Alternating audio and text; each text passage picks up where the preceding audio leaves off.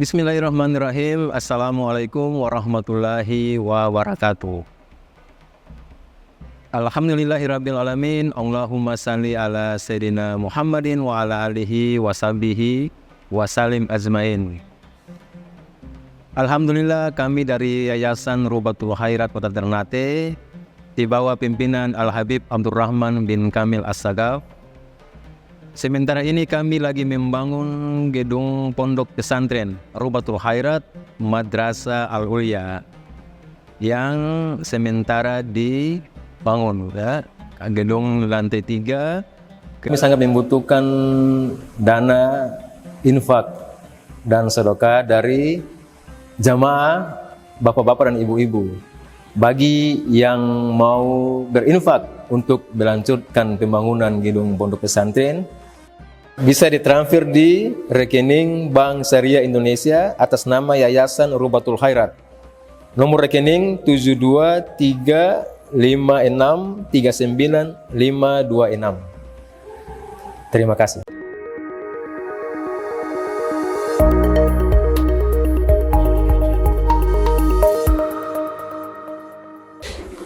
Di pertemuan kali ini kami akan membahas tafsiran yang berkaitan dengan yang terjadi saat ini terkait pembantaian, pembunuhan yang dilakukan oleh Israel kepada saudara-saudara kita yang ada di Rafah, di Palestina. Maka kami mengutip satu firman yang disebutkan di dalam surat Al-Munafikun. Di surat Al-Munafikun Allah Subhanahu wa ta'ala berfirman, ittakhadhu aymanahum junnatan fasaddu an sabilillah. Mereka mengadakan satu sumpah aymanahum, atau bisa kita tafsirkan dengan apa yang ada saat ini. Mereka membuat satu aturan aymanahum, sumpah yang berisikan kesepakatan dan suatu aturan internasional yang kita kenal dengan aturan yang dibuat oleh PBB, ya, Perserikatan Bangsa-Bangsa, PBB. Kemudian dibuat aturan juga di PBB itu ada yang disebut hak veto. Hak veto itu hanya diberikan kepada beberapa negara. Ada Amerika di situ, Inggris, Prancis, Rusia, Cina. Jadi hak veto ini kalau ada kesepakatan dari bangsa-bangsa yang masuk di anggota PBB itu, yang berhak memutuskan dan yang berhak menolak yang diberikan hak veto tadi. Kalau 3 Amerika, Prancis, Inggris, ya di belakang juga Israel, berarti suara dari bangsa lain itu tidak ada arti. Itu hanya buatan-buatan mereka untuk menipu. Maka itu di Al-Quran jelas dijadikan aturan itu sebagai junnah, pelindung, tameng. Tujuannya apa? Fasaddu an sabilillah, untuk mencegah orang melakukan kebaikan di jalan yang diridhoi oleh Allah. Innahum sa'a ma kanu ya'malun. Sesungguhnya mereka itu melakukan perbuatan yang sangat buruk. Innahum sa'a ma kanu ya'malun. Ini tipuan semua, makar. Innahum yakiduna kaida wa akidu kaida famahhilil kafirina amhilhum ruwaida. Ya, mereka buat makar, tipuan, Tapi mereka lupa bahwa Allah juga sebaik-baiknya yang membatalkan tipuan itu. Hanya tunggu tinggal waktu. Yakiduna yamkuruna wa yamkurullah wallahu khairul makirin. Yamkuruna wa yamkurullah wallahu khairul makirin. Mereka membuat makar dan Allah membatalkan makar mereka. Sebaik-baiknya yang membatalkan rencana-rencana jahat, konspirasi-konspirasi jahat adalah Allah Subhanahu wa taala. Walaupun ayat ini ceritanya orang munafik ya, tapi orang munafik maknanya luas. Bukan hanya yang pura-pura masuk Islam, tapi menampakkan seakan-akan baik, menyuarakan hak asasi manusia, menyuarakan tentang kebaikan, tapi kenyataannya berbanding terbalik. Justru gak ada harganya manusia. Apalagi ini berbicara tentang kemanusiaan. Ya, sepakat semua itu. Anak-anak kecil tidak punya salah, tidak boleh dibunuh dalam situasi apapun. Perempuan juga demikian. Ya, tapi yang terjadi, ya mereka dibunuh. Nah, kemudian dilanjutkan ayat tadi, idza ra'aitahum tu'jibuka ajsamuhum. Nah, mereka ini kalau kita lihat membuat kita takjub. Kalau berbicara tentang kebaikan, ya, sama hewan mereka juga berbuat baik, kemanusiaannya luar biasa, berbicara dari forum ke forum tentang hak asasi manusia. Tu'jibuka ajsamuhum. Secara lahiriah membuat kamu takjub dengan program-program mereka. Tapi semua palsu kata Allah. Tu'jibuka ajsamuhum iyaqulu tasma' liqaulihim ka'annahum khusyubun musaddadah. Khusyubun musannadah. Yahsabuna kulla sayhatin alaihim humul adu fahdharhum qatalahumullahu anna yufakun. Maka Rasulullah SAW mengatakan indikator orang munafik 3 tuh. Ayatul munafik 3. Idza haddatsa kadzab wa idza wa'ada akhlaf wa idza tumin khan. Apabila mereka berbicara dusta, berjanji mengingkari, diberikan amanah dikhianati, diadakan perjanjian bersama ternyata dikhianati, justru yang melanggar mereka. Tapi kalau berbicara tentang hak asasi manusia, kalau yang korban pihak mereka, wah itu yang melanggar itu mendapatkan sanksi secara internasional, dikritik habis-habisan. Ini Amerika, Israel dan sekutunya. Tapi kalau mereka yang melanggar hak asasi manusia, mereka mendiamkan, bahkan mereka mendukung perbuatan itu, sebagaimana yang dinyatakan oleh juru bicara yang ada di pihak Amerika maupun yang ada di Israel. Nah, itu. Dan ini bukan berbicara masalah agama, tapi berbicara masalah kemanusiaan. Ya, sudah berapa banyak korban yang berjatuhan, dan nanti ke depan akan lebih parah lagi kalau ini dibiarkan. Ini hukumnya wajib nih menyampaikan begini. Ya, seorang dai wajib, karena ada kemungkaran yang jelas-jelas terjadi, apalagi sampai membunuh. Itu harus disampaikan. Siapa yang punya kekuasaan, dia harus melakukan tindakan dengan jabatannya, baik presiden, raja, atau pejabat-pejabat yang terkait yang memiliki kewenangan akan hal tersebut. Ya, berdasarkan hadis Rasul Muhammad SAW, man ra'a minkum munkara falyughayyirhu biyadihi.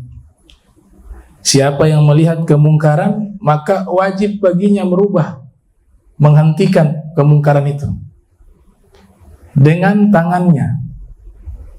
Syekh Abu Habs Sya'rani mengatakan dengan tangannya artinya apa? Dengan kemampuan dia karena memiliki jabatan. Dia mampu tuh merubah sesuatu dengan jabatannya. Kemudian kalau tidak mampu dengan merubah dengan tindakan, fabilisani, maka dengan lidah. Dia sampaikan hal yang mungkar itu disampaikan, yang keliru disampaikan. Kejahatan itu, pembunuhan dan lain sebagainya, pembantaian itu wajib disampaikan. Kalau tidak bisa juga, orang awam, fabigolbihi wadzalika ad'aful iman. Dia harus mengingkari perbuatan itu di dalam hatinya. Itu serendah-rendahnya iman. Bahkan dalam riwayat dikatakan kalau ada satu nyawa dibunuh di timur atau di barat, dia dibunuh di barat, tapi kita yang di timur ridho dengan perbuatan itu, karena syarikan lahu, dia ikut serta dalam dosa itu. Ya, ridho, ar-ridho bil kufri kufrun, ar-ridho bil ma'asiyah ma'asiyah. Ridho kepada kejahatan adalah kejahatan. Ridho kepada kemungkaran adalah kemungkaran. Jadi ini saya renungkan yang saat ini terjadi, ya. Dibuat perjanjian dilanggar, dibuat perjanjian dilanggar. Yang buat aturan mereka yang melanggar. Hak veto di tangan mereka. Harusnya ada faksi-faksi negara lain yang punya kewenangan yang sama, biar adil. Iya kan? Sekarang tidak adil. Itu hanya buatan-buatan saja itu. Ada negara-negara lain yang punya hak veto yang sama, atau negara non-blok yang pernah ya diadakan, sehingga dibuat satu aturan yang berimbang. Siapapun, negara manapun yang melakukan penjajahan dan pembantaian warga sipil khususnya, siapapun itu negaranya, apapun itu negaranya, maka harus ditindak sesuai hukum internasional yang berlaku. Harusnya begitu. Tapi kan hak vetonya di pihak mereka. Amerika, wa Inggris, wa Prancis. Di belakang layar Yahudi, Israel. Gak bisa. Itu. Dan ini terjadi di masa Rasul Muhammad sallallahu alaihi wasallam. Kalau membaca As-Sirah An-Nabawiyah, biografi hidup Rasul, kita dapati Nabi mengadakan perjanjian dengan komunitas Yahudi yang tinggal di Madinah. Kita tahu di situ ada 20 lebih suku Yahudi. 20 lebih suku orang-orang Yahudi yang tinggal di Madinah di zaman Rasul. Sebagaimana yang dikutip oleh Imam As-Said As-Samhudi dalam kitabnya Wafa'ul Wafa bi akhbari Madinah Daril Mustafa. Di antaranya ada Bani Quraidah, Bani Kainuqa, Bani Nadir, yaitu orang-orang Yahudi. Mereka sudah tinggal di Madinah sudah lama. Kenapa mereka pindah ke Madinah? Asal mereka itu di Syam. Orang-orang Yahudi yang Madinah itu aslinya dari Syam, dari wilayah-wilayah Syam, Suriah kah itu, Palestina kah itu, di zaman itu namanya Syam. Mereka semuanya berbondong-bondong hijrah, pindah ke Yathrib. Selain karena ada konflik di wilayah Syam, ada raja yang memusuhi mereka, orang Yahudi tersebut. Tapi juga ulama-ulama mereka, rahib-rahib mereka memberitahukan bahwa nanti di Yathrib itu akan hijrah seorang nabi penutup dari seluruh anbiya dan para rasul. Jadi kalian tinggal di sana berharap anak turunan kalian nanti termasuk orang-orang yang beriman kepada nabi akhir tersebut dan menjadi pembela nabi akhir tersebut. Yang dimaksud nabi akhir itu adalah nabi kita Muhammad sallallahu alaihi wasallam. Sehingga dari situlah mereka pindah ke Yathrib. ke Madinah. Tuh, tinggal di situ mereka. Maka dari mereka tinggal di situ melahirkan banyak gabail, suku-suku Yahudi di kota Madinah. Ada yang bertempat di Khaybar. Tadi saya sebut Bani Kainuqa, Bani Nadir, Bani Quraidah, dan masih banyak tuh, disebut 20 lebih suku-sukunya oleh Imam As-Samahudi. Tapi kenyataannya ketika Nabi Muhammad SAW telah diutus oleh Allah dan berhijrah ke kota Al-Madinah Al-Munawwarah yang dulu namanya Yathrib itu, justru mereka memusuhi Nabi dan mengingkari. Padahal tujuan mereka, leluhur mereka, tujuannya tinggal di situ untuk menanti kedatangan Nabi Muhammad SAW. Tapi ketika sudah diutus Rasul, justru mereka mengingkari. Karena mereka berharap bahwa Nabi mereka itu, Nabi akhir itu adalah Nabi yang berasal dari mereka. Nah, ini sejarah kenapa adanya orang-orang Yahudi di Madinah. Hijrahlah Rasul tepat tahun 5 Hijriah. Itu ada perang namanya Ghazwatul Khandaq, perang Khandaq. Sebelumnya Nabi baru awal hijrah sudah ada perjanjian dengan mereka. Mereka juga yang meminta buat perjanjian, yaitu saling melindungi, saling menjaga. Ya, poin-poinnya itu nanti disebut dengan Mitsaq al-Madinah, piagam Madinah. Itu adalah isi perjanjian antara Nabi Muhammad, umat Islam, Nabi Muhammad dan umat Islam dengan orang-orang Yahudi, komunitas Yahudi yang ada di Madinatul Munawwarah. Ternyata mereka yang meminta membuat aturan perjanjian itu, tapi justru mereka yang melanggar. Ya, pelanggaran itu dilakukan pada tahun 5 Hijriah, satu peperangan yang disebut dengan Ghazwatul Khandaq pada tahun 5 Hijriah. Ya, mereka mengkhianati Rasulullah SAW. Justru mereka bergabung dengan pihak musuh, bukan menjaga, bukan menolong, membantu umat Islam yang sudah menjaga mereka di kota Madinah. Tapi justru ketika musuh dari Gabail, suku-suku Arab yang waktu itu masih musyrik, mereka bergabung jadi pasukan besar disebut Ahzab, kemudian menyerang umat Islam. Untungnya ada usulan dari salah satu sahabat asal Persia, yaitu Sayyiduna Salman Al-Farisi, membuat parit untuk melindungi kota Madinah jangan sampai dimasuki oleh musuh. Walhasil umat Islam pada waktu itu selamat daripada serangan musuh yang jumlahnya jauh lebih besar dibanding umat Islam yang ada pada waktu itu. Nah, Bani Quraidah mengkhianati Rasulullah SAW. Mereka sengaja ingin membuka gerbang sehingga musuh bisa masuk dari jalan pintu lewat tempat mereka, sehingga nanti masuk ke jantung kota Madinah. Di situ ada kamp pengungsian. Ada kamp pengungsian. Di situ ada para wanita, ada anak-anak kecil yang mereka diungsikan pada waktu itu. Itu mereka sengaja buka gerbang sehingga musuh bisa masuk. Kalau itu terjadi, bisa saja kaum perempuan, anak-anak kecil itu dibantai dan dibunuh. Tapi alhamdulillah Allah menjaga. Ya, Nabi mengetahui pengkhianatan itu. Diutuslah ada sahabat yang disebut Sirru, sahibu sir Rasulillah. Intelnya Rasul, pemilik rahasianya Rasul, namanya Huzaifah al-Yamani. Beliau yang salah satu sahabat yang menjadi intel sehingga terbongkarlah rencana jahat itu yang sudah direncanakan oleh Bani Quraidah. Maka dikabarkan hal itu kepada Nabi Muhammad SAW, dan juga Allah sudah wahyukan kepada Nabi untuk memerangi mereka. Keluarlah sabda Nabi, la yusalliyanna ahadun al-asra illa fi Bani Quraidah.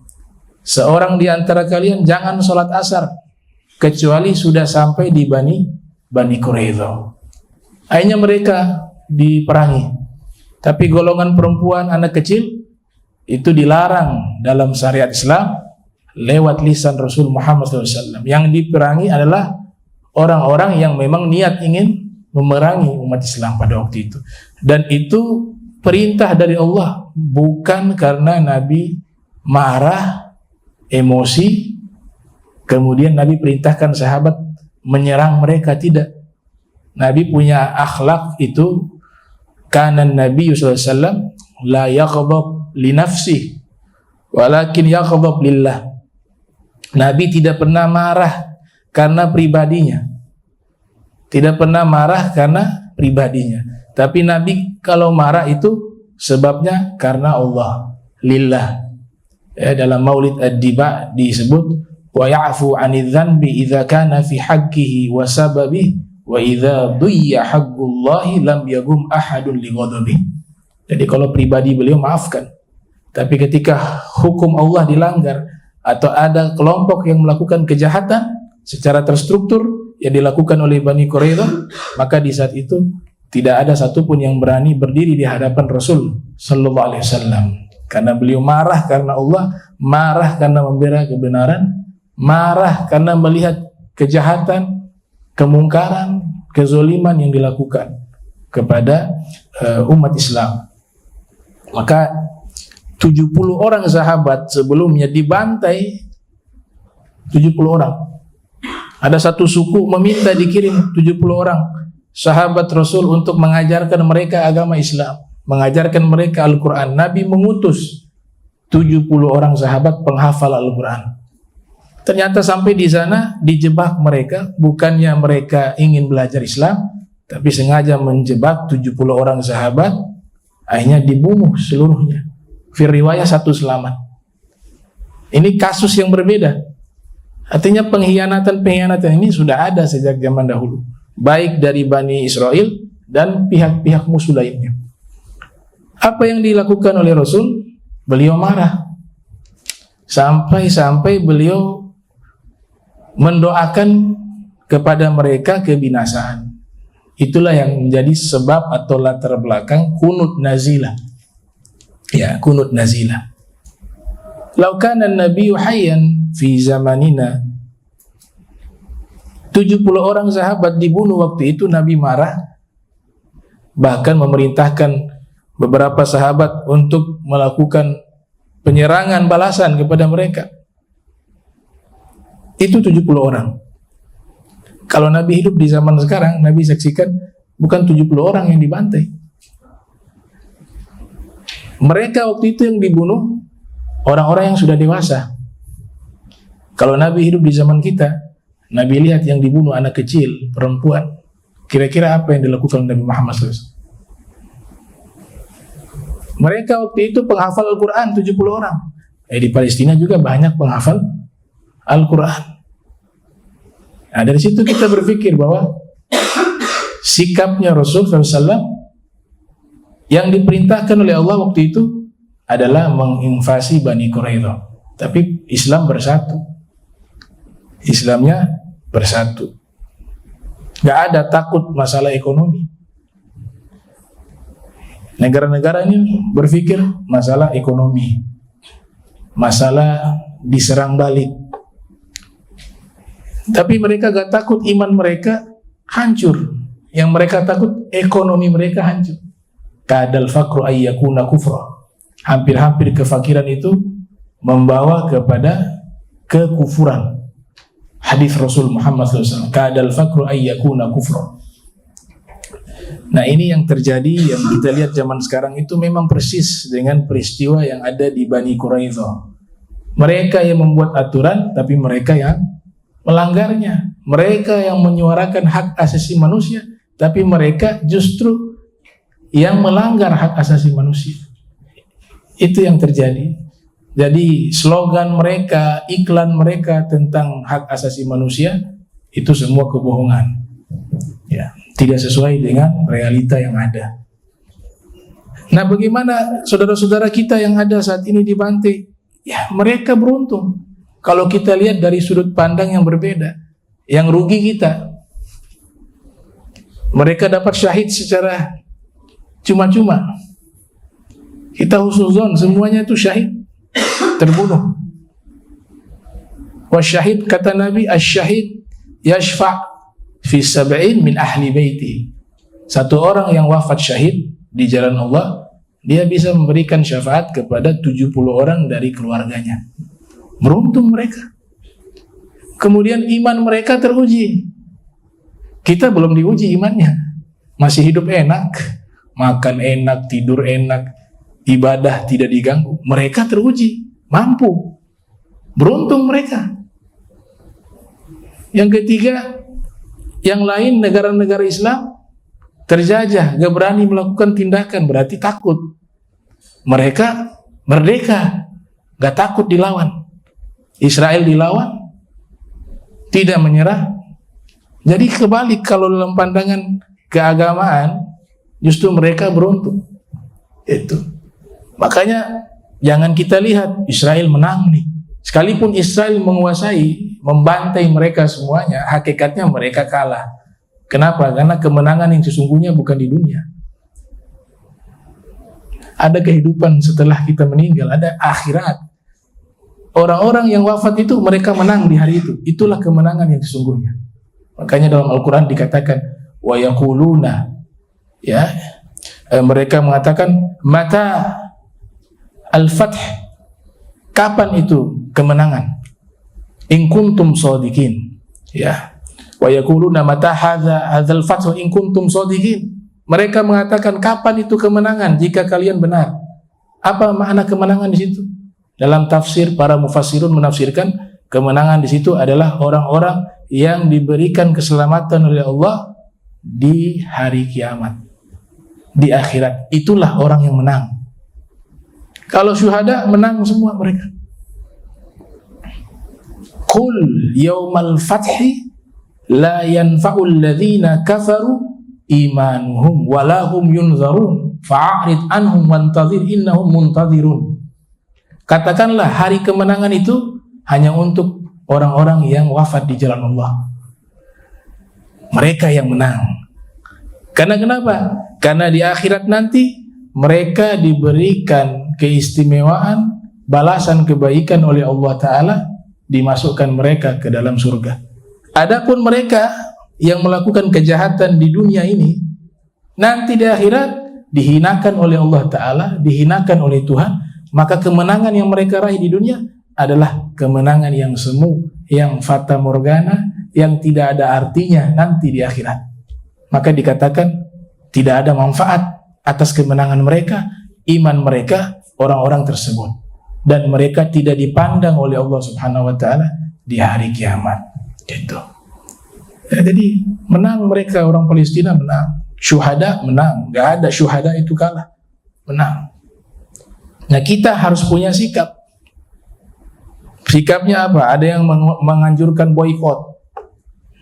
Boikot produk-produk mereka. Silakan diamalkan.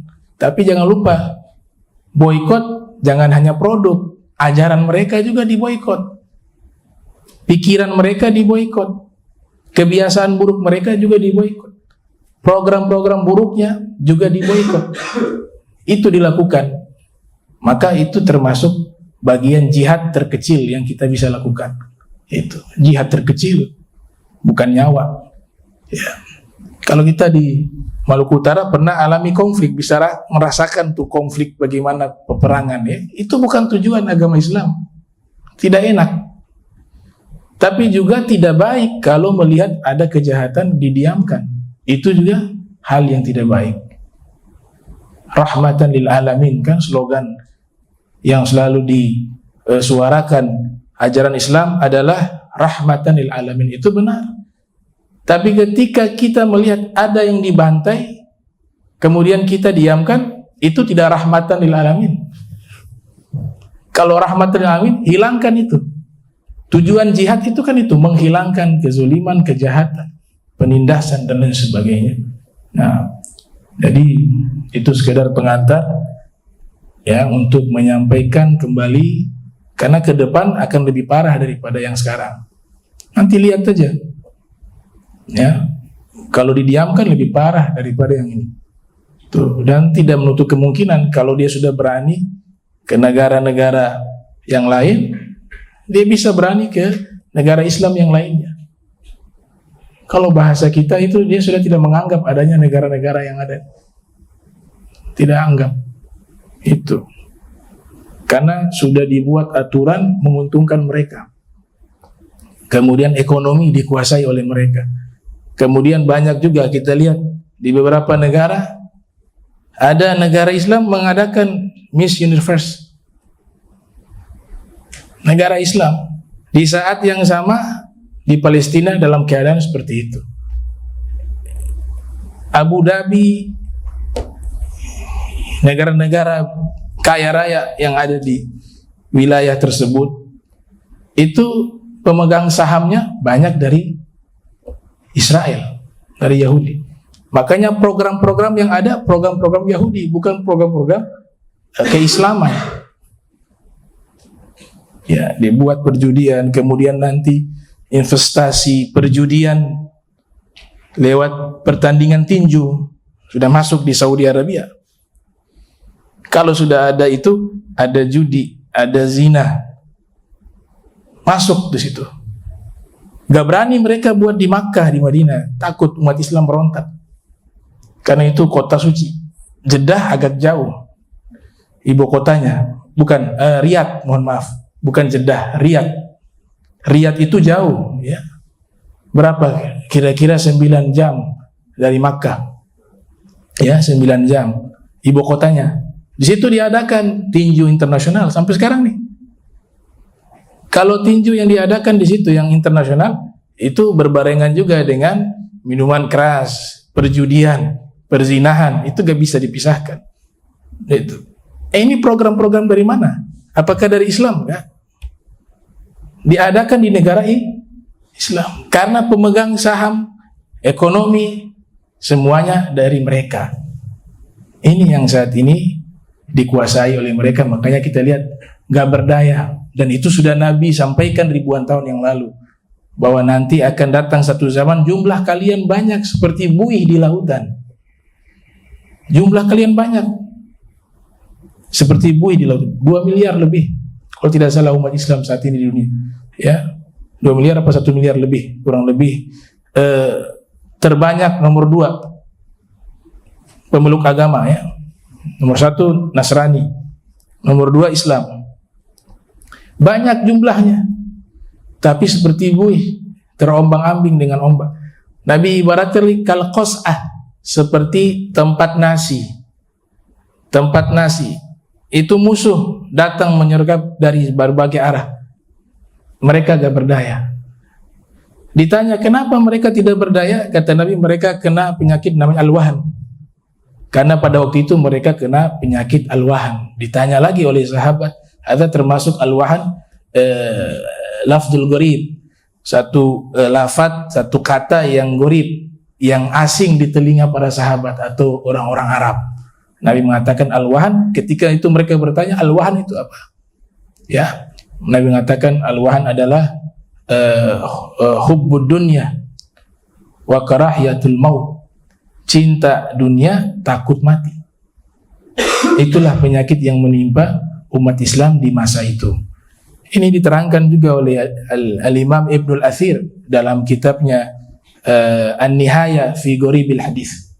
Ya, ilmu yang membahas tentang kata-kata yang gharib, diterangkan dalam satu bidang ilmu independen dalam ilmu hadis disebut dengan ilmu Ghoribil Hadis. Nah, ini luar biasa. Kita saksikan sekarang seperti itu. Kadal faqru ayyaguna gufra. Hampir-hampir kefakiran membawa orang kepada kekufuran.